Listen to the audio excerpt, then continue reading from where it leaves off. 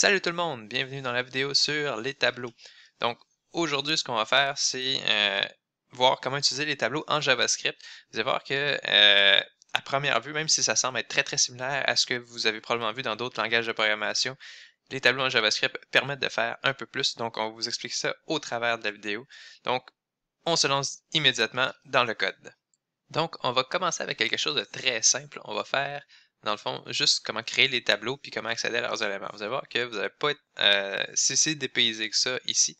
Donc, première chose à faire pour créer un tableau, mais ça va être toujours de créer une variable. Un tableau, ça reste une variable ou un type, dans le fond, que le langage est capable d'utiliser. Donc, on va se faire un let. On va lui donner un nom, on va l'appeler tab. Donc, pour créer un tableau, vous allez voir qu'il y a comme deux façons de faire. Bon, il y en a une que je préfère aux autres, là. Pour créer un tableau, vous pouvez utiliser les accolades carrées, juste comme ça ici, pour indiquer que vous créez un tableau. Si vous le faites juste comme ça ici, vous venez de créer essentiellement un tableau vide qui contient aucun élément.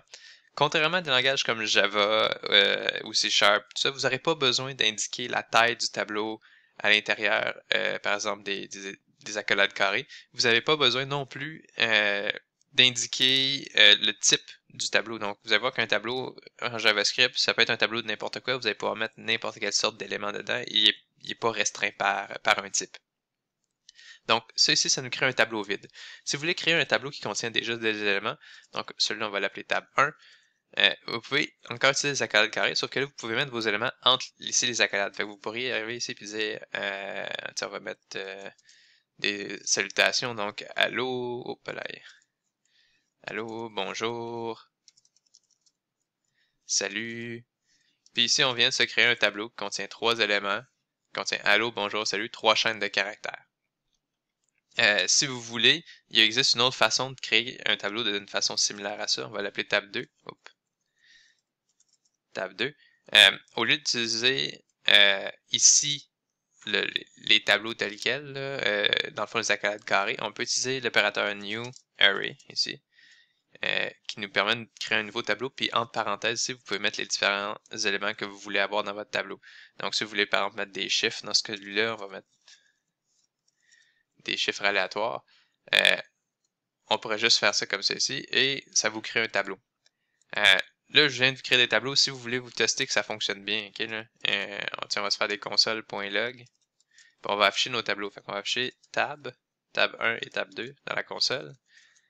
Puis vous allez pouvoir voir que nos tableaux, quand on va sauvegarder, là, ils vont être affichés dans la console. Donc ma console JavaScript, elle est à ma droite ici, en bas à droite. Et vous allez voir que le premier tableau, tab, quand il est affiché, il contient rien, il est vide. Donc si vous allez voir, il y a un length de 0. Il est complètement vide, il n'y a rien à l'intérieur. Ici, on a notre deuxième tableau, tab 1, qui contient allô, bonjour et salut, qui contient nos trois chaînes de caractères ici. Puis finalement, on a notre deuxième tableau, tableau 2, troisième tableau en fait, tableau 2 ici, qui contient tous nos éléments numériques qu'on a mis dedans, qui a une longueur de 5. Donc, à la base, c'est juste ça, créer des tableaux. Bon, après ça, pour les utiliser, là, je pense que c'est beaucoup plus similaire à ce qu'on a déjà fait dans d'autres langages comme en Java ou en C Sharp ou même en C++. Si, mettons, on veut aller chercher dans tab 1 l'élément à la position 2, ben, mettons que je fais juste un affichage, console.log, encore une fois, puis que là, je fais tab 1, puis je vais aller chercher son élément à la position 2. Donc, la position 2, c'est quoi? Ça, c'est 0 base dans JavaScript, donc tous les index commencent à 0. Donc, le premier index c'est 0, ça c'est 1, et ici c'est 2. Donc, on s'attendrait à ce que ça nous affiche salut. Pour aller chercher justement cet index-là, qu'est-ce qu'on fait? On utilise les accolades carrées. Tout de suite après le nom, dans le fond, du tableau, on indique, dans le fond, son index entre les parenthèses, entre les accolades carrées ici. Donc, ça ici, théoriquement, dans la console, ça devrait m'afficher salut. Puis si je rafraîchis, vous allez voir que dans la console, à la fin ici, c'est salut qui est affiché. Tiens, je vais supprimer les autres ici, juste pour qu'on puisse les avoir tels quels. Vous pouvez faire des modifications aussi avec ça ici.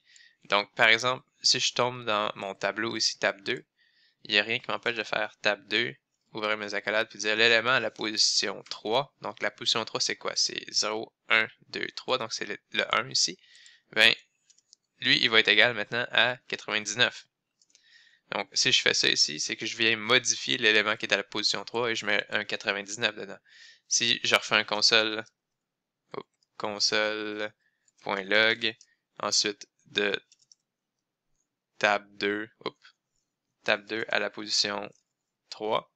Théoriquement, je m'attendrais à ce que ce soit 99 qui m'affiche. Effectivement, c'est ce 99 qui m'affiche parce qu'on vient de le modifier juste avant. Si vous décidez d'afficher le tableau en entier, donc on enlève ici les accolades, ben on va voir que effectivement dans le tableau, à la position 3, c'est plus 1 que c'est bien 99, ça a été bien modifié.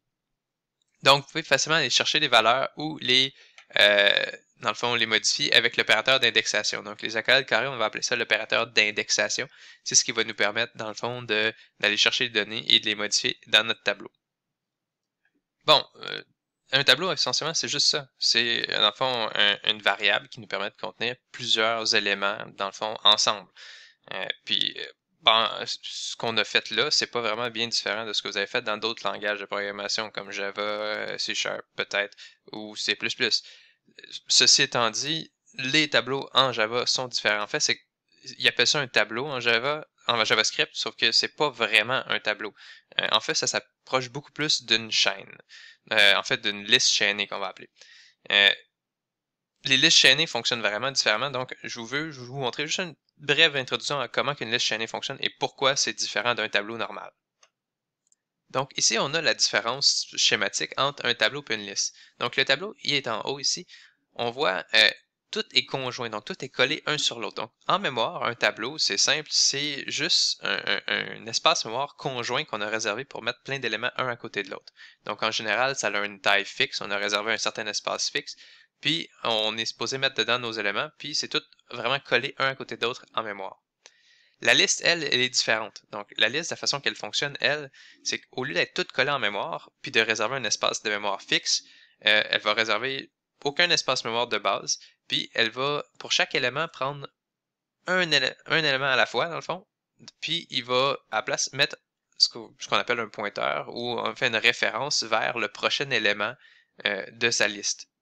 Et le prochain élément, lui, va aussi contenir des références vers l'élément précédent en général. Donc, essentiellement, au lieu d'un tableau qui est tout conjoint en mémoire, la liste, elle est essentiellement fragmentée. Donc, chaque élément du tableau, d'un certain sens, ou de la liste, dans ce cas-ci, sont séparés en mémoire et ils vont pointer sur les prochains ou sur le précédent pour être capable de se suivre un après l'autre. Donc, c'est quoi le gros avantage de la liste par rapport au tableau? Ben, c'est simple, c'est parce que le fait que tout est fragmenté en mémoire, ben, on n'a pas besoin de réserver d'avance une taille spécifique. Et l'autre avantage, c'est qu'il n'y a rien qui nous empêche de faire quelque chose du genre. De dire, par exemple, hey, je vais tout simplement m'ajouter un nouvel objet qui, mettons, je voudrais mettre 6, puis je veux l'insérer entre le 4 et le 5. Ben, je peux faire ça ici. Je peux arriver et dire, je veux insérer le 6 ici entre le 4 et le 5, puis changer éventuellement les valeurs des index. Et ça va fonctionner. Donc, avec ma liste chaînée, je peux insérer des éléments entre. Je pourrais aussi tout simplement arriver puis supprimer un élément, puis ensuite reconnecter deux éléments entre eux. Donc, vous allez voir que cette flexibilité-là de la liste nous permet de facilement enlever des éléments et ajouter des éléments à l'intérieur de la liste, ce qui n'est pas possible avec un tableau. Donc, ici, on va essayer de voir comment est-ce qu'on peut mettre les listes en action. Donc, vous allez voir là, je vais souvent appeler les listes en JavaScript des tableaux, puis c'est parce que JavaScript les appelle des tableaux pareils. Donc, pour pas se casser la tête, ça va arriver très souvent que je vais les appeler des listes ou des tableaux, puis ça veut dire essentiellement la même chose en JavaScript. Donc, ici, pour représenter notre liste, ce qu'on va faire, c'est tout simple, on va se créer une liste d'épicerie, qu'on va afficher dans notre HTML. Ce que j'ai fait dans mon HTML ici, j'ai ajouté une liste. La liste, elle est vide, elle ne contient aucun élément. Je lui ai juste mis un ID, juste pour que je sois capable de facilement y accéder au travers de mon HTML. Donc, je retourne dans mon main ici. Ce que je vais faire, je vais tout simplement me créer un tableau qui va être ma liste d'épicerie. Puis pour le moment, on va la mettre vide. On va rajouter des éléments dedans après. On va aussi se créer une variable qui va être notre liste dans notre HTML. Donc, qui va aller chercher le UL en HTML. Donc, on va aller faire list ici qui va être égal à document.getElementById. Puis on va aller chercher le ID list, qui est le UL que j'ai créé dans l'autre page. Ce qu'on va vouloir faire, c'est afficher notre liste d'épicerie dans le UL. Donc pour faire ça, on va boucler sur notre tableau. Vous allez voir que boucler sur notre tableau, c'est encore une fois très similaire à ce qu'on avait fait dans d'autres langages. On va boucler avec une book for ici, for let i qui est égal à 0, tant que mon i est plus petit que... Ici, on veut la longueur du tableau. Pour avoir la longueur du tableau, c'est simple. Comme en Java ou en C#, vous avez une propriété length d'un tableau ici qui vous permet de retourner la longueur du tableau. Donc ça va toujours indiquer la longueur courante du tableau en JavaScript si vous faites .length. Donc ensuite, je vais faire i++. Et j'ai ma book for. Donc dans ma book for, ce que je vais vouloir faire, c'est itérer justement sur chacun des éléments de ma liste d'épicerie, ici, qui est dans épicerie, puis on va vouloir les ajouter à la liste dans le HTML. Donc dans le HTML ici, on va aller faire liste, point, puis là, on va faire inner HTML plus égal. Donc on va ajouter des éléments, on va ajouter des LI au HTML de la liste. Donc je vais juste les mettre sur une autre ligne ici parce que sinon on n'aura pas assez de place. On va faire LI. Donc on ouvre un LI. Puis ici, on va fermer notre LI après. Vous avez remarqué que je les mets entre chaînes de caractères ici. Ça, c'est parce que le inner HTML, dans le fond, c'est quoi? C'est tout simplement une chaîne de caractères dans laquelle je peux mettre du HTML qui va être interprété par le navigateur. Donc ici, je me crée des chaînes de caractères qui va être le LI. Puis entre ces LI-là, dans le fond, ce que je vais mettre mon élément, chaque élément de la liste d'épicerie. Donc à chaque boucle, dans le fond, je vais ajouter un LI. Puis entre les LI ici, il va y avoir l'élément de la liste d'épicerie. Donc, pour aller chercher l'élément de la liste d'épicerie, je vais chercher épicerie à l'index I. Donc, l'index où est-ce que je suis rendu dans ma boucle en ce moment. Bon, si on veut, on pourrait le mettre entre parenthèses ici pour dire fais dans le fond cette chaîne de caractères-là. Crée cette chaîne de caractères-là qui est le LI avec le bon nom de l'élément dans la liste d'épicerie. Puis ça, ajoute-le à mon HTML. Bon, bien entendu, si je sauvegarde ça en ce moment, ça fait rien. Pourquoi? Ben parce que dans épicerie, il n'y a rien. Donc, vu qu'il n'y a rien dans épicerie, il boucle sur aucun des éléments, donc ça ne fait rien. Si je veux afficher quelque chose ici, je pourrais arriver et commencer à ajouter des éléments dans ma liste d'épicerie. Je pourrais ajouter par exemple des pommes. Hop. Des pommes, puis tiens, on va ajouter aussi des fraises. Donc, j'ajoute ces deux éléments-là dans ma liste d'épicerie. Puis maintenant, qu'est-ce qui se passe quand je sauvegarde? Ah, dans mon HTML, maintenant je suis rendu que j'ai des pommes et des fraises. Parce que ici, je boucle sur tous les éléments de ma liste d'épicerie et j'ajoute ces éléments-là à ma liste ici. Bon, ça c'est bien beau. Ce qu'on voulait voir, c'est est-ce qu'on est capable de modifier un tableau une fois qu'il est créé. Donc si je viens de me créer un tableau, puis je le modifie pas après, je change pas sa taille ni rien. Donc je vous montre quelques petites choses qu'on peut faire. Donc dans le fond, la fonction que vous allez utiliser probablement le plus souvent là, pour modifier un tableau, ça va être push. Push, ce que ça nous permet de faire, c'est d'ajouter un élément à la fin du tableau. Donc dans ce cas-ci, je pourrais faire un push, puis dire je veux ajouter tiens, du pain à ma liste d'épicerie. Donc en faisant ça, ce que ça dit, c'est ajoute pain à la fin de ma liste d'épicerie. Donc si je sauvegarde, vous allez voir que pain est ajouté à la fin de la liste ici. Parce que dans la liste épicerie, je vais avoir pain qui va s'être ajouté à la fin ici. Donc, push, c'est probablement une de celles que vous allez le plus utiliser, vraiment pratique. Ceci étant dit, ça se peut que ce ne soit pas au début que vous vouliez installer votre nouvel élément. Peut-être que ça va être, peut-être qu'au lieu d'être à la fin, ça va être au début que vous voulez le mettre. Si vous voulez le mettre au début, au lieu de ces push, vous allez utiliser la méthode onShift. Donc, onShift permet d'ajouter un élément au début du tableau. Donc, si, mettons, au lieu d'ajouter pain, ici, on va ajouter tiens, du lait, ben, ici, on voit, le lait est ajouté, mais au début du tableau. Donc, il est ajouté au début du tableau, puis ici, il va l'afficher dans mes lits comme tantôt. Donc, ça va être généralement ceux qu'on va utiliser, ajouter au début et à la fin. Ceci étant dit, ça arrive de temps en temps aussi que ce qu'on veut faire, c'est pas ajouter au début ou à la fin, mais bien ajouter en plein milieu à un endroit spécifique. Donc, qu'est-ce qu'on fait pour faire ça? On utilise la méthode splice. La méthode splice, on va aussi l'utiliser pour faire de la suppression. Donc, elle sert à plusieurs choses. Le premier paramètre qu'elle prend, c'est l'index à partir duquel on veut faire l'ajout. Donc, si par exemple, moi, je veux ici insérer après pomme, ok? Donc, lait, c'est l'index 0 en ce moment, pomme, c'est l'index 1, donc je vais insérer à l'index probablement 2. Ici, ce que je vais faire, c'est que je vais faire splice. Le deuxième paramètre, c'est le nombre d'éléments qu'on veut supprimer. Pour le moment, on ne veut pas faire de la suppression, on veut juste insérer, donc on va mettre 0. Et à la fin, comme ça ici, on va mettre tous les éléments qu'on veut insérer dans notre tableau. Donc ici, pour le moment, je vais juste insérer un élément, puis on va insérer, par exemple, tiens, des bananes. Et je sauvegarde. Et on est capable d'insérer aussi des bananes à l'intérieur de notre tableau. Donc, les trois méthodes ici, push, unshift et splice, c'est celles qu'on va utiliser pour faire de l'insertion dans notre tableau. Si ce que vous voulez faire maintenant, c'est pas ça, c'est bien supprimer des éléments dans votre tableau. Donc, ce qu'on va utiliser maintenant, c'est, ben, vous allez voir, ça va être similaire. Hein. Si on veut supprimer, ce qu'on va vouloir faire supprimer, c'est soit à la fin, soit au début, soit à l'intérieur, quelque part dans notre tableau. Pour insérer ou pour supprimer, dans le fond, à la fin, ce qu'on va utiliser, c'est la méthode pop. Donc, pop nous permet d'enlever l'élément qui est à la fin de notre tableau. Dans ce cas-ci, on n'a pas besoin de passer aucun paramètre, ça va toujours enlever celui qui est à la fin. Dans ce cas-là, ça va nous enlever pain. Donc, si je sauvegarde ça ici, vous allez voir, ça enlève pain à la fin de mon tableau. Mon dernier élément, maintenant, c'est fraise. De la même façon, si je veux enlever l'élément au début, au lieu d'utiliser unshift, on va utiliser shift. Shift nous permet d'enlever un élément au début. Donc, si je fais juste ça comme ça ici, théoriquement, les devrait disparaître. Effectivement, les a disparu. Si maintenant, ce que je vais faire, c'est supprimer un élément à l'intérieur du tableau. On va encore utiliser splice. Sauf que maintenant, on va indiquer l'index. Si mettons, on veut supprimer, tiens, on va supprimer fraise. Fraise, il est à l'élément 0, 1, 2. Donc, on veut supprimer à l'élément 2. On indique combien d'éléments on veut supprimer. On veut en supprimer juste un dans ce cas-ci. Vous pourriez potentiellement supprimer plusieurs éléments si vous vouliez.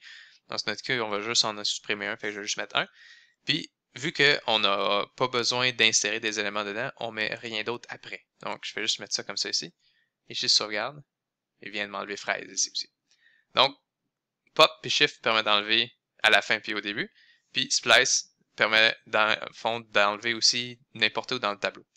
Donc, ces 5 méthodes-là, push, unshift, pop et shift, puis splice, vont être très pratiques si vous voulez manipuler votre tableau pour, dans le fond, ajouter des éléments ou supprimer des éléments. Bon, il me reste un dernier exemple de code à voir avec vous, puis c'est de voir comment est-ce qu'on peut gérer des tableaux, mais cette fois-ci pas des tableaux juste de string ou d'entiers, mais bien des tableaux d'éléments HTML. Donc, c'est quelque chose qui est assez fréquent à faire, donc je voulais vous montrer un peu comment faire, comment on gère ça ici. Donc, vous voyez que ici, j'ai tout supprimé ce que j'avais dans mon main, j'ai plus rien. Donc, j'ai programmé dans mon HTML juste d'avoir une liste qui contient par défaut pomme, pain, lait et fromage. Puis c'est tout. Puis j'ai un bouton ici, complètement bas, qui est pour changer la couleur, dans le fond, de ma liste. Donc quand je vais cliquer dessus, ce que je vais vouloir faire, c'est changer le texte à l'intérieur, dans le fond, de ma liste, puis toutes mes LI, dans le fond, puis le mettre en rouge. Donc, ce que je vais faire, c'est que je vais retourner dans le main ici. Ici, on fait ça sur les clics d'un bouton. Hein, donc, on va se rappeler que il faut qu'on soit capable d'aller sélectionner le bouton puis d'aller mettre un événement dessus. Donc, pour le moment, mon bouton, il n'y a pas d'ID. Fait qu'on va lui en rajouter un ici. On va l'appeler juste tout simplement bouton. On va retourner ici dans notre pour JavaScript, puis on va aller sélectionner notre bouton. Donc, on va faire un let bouton va être égal à document.getElementById. Puis on va aller chercher l'élément avec l'ID bouton. Puis sur ce bouton-là, on va mettre un événement onClick qui va être égal à une fonction. Puis ça va être la fonction qu'on va exécuter dans le fond quand on va cliquer sur le bouton changer couleur.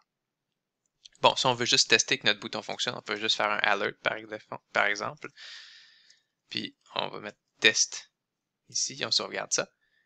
Puis là, théoriquement, si je clique sur mon bouton, effectivement, ça m'affiche un test. Fait qu'on sait que notre bouton, là, le clic fonctionne. Donc, il nous reste juste à programmer ici notre changement de couleur.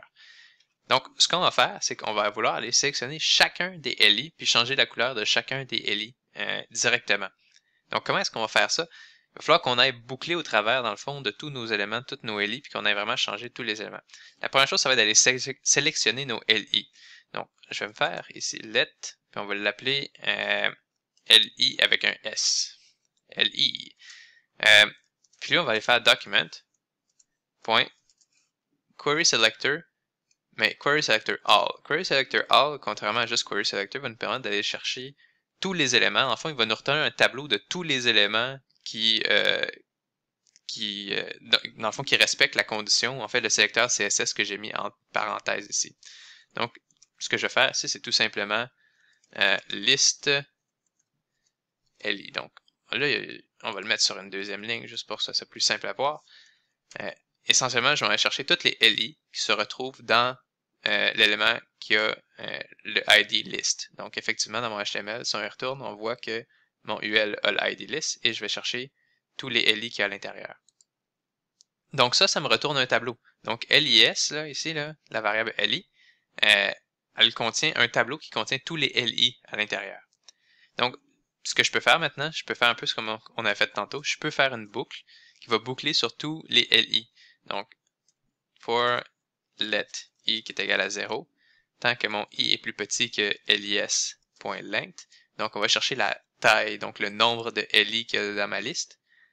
Et ensuite, je fais i++. Puis à l'intérieur de ça, je vais aller chercher chaque LI individuellement. Donc, en allant chercher ici LIS I à la position I, donc chacun individuellement. Puis, on va aller modifier leur style. On va faire style, point, puis on va aller changer la couleur. Puis on va lui mettre une couleur rouge. Donc, je sauvegarde ça ici. Puis, dans le fond, cette boucle-là, ici, ce qu'elle est supposée faire, c'est boucler au travers de chacun des LI et modifier leur couleur pour mettre rouge. On va tester ça ici. Et oui, ça fonctionne. Effectivement, quand je clique, ça va boucler au travers de chacun de mes éléments et mettre la couleur rouge. Si vous vouliez mettre des couleurs différentes potentiellement ou quelque chose de genre, vous auriez pu aussi le faire.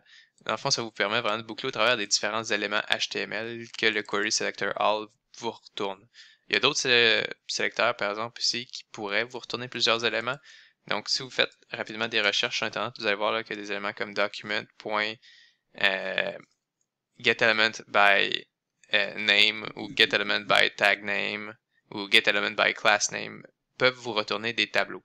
Donc, si on regarde dans Visual Studio Code, vous allez voir ici que ça vous retourne un HTML collection of. Donc, essentiellement une collection ou un tableau d'éléments HTML d'un certain type. Donc, tous ces éléments-là ici, là, getElement by name, tag name et compagnie, vous permet de retourner plusieurs éléments. Ceci étant dit, celui que vous allez probablement le plus souvent utiliser, c'est probablement celui avec le Query Selector All.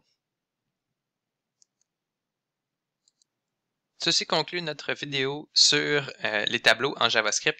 Donc, j'espère que vous avez su saisir les différences entre les tableaux originaux en Java, en C#, et tout ça, et ceux dans JavaScript qui sont plus des listes chaînées.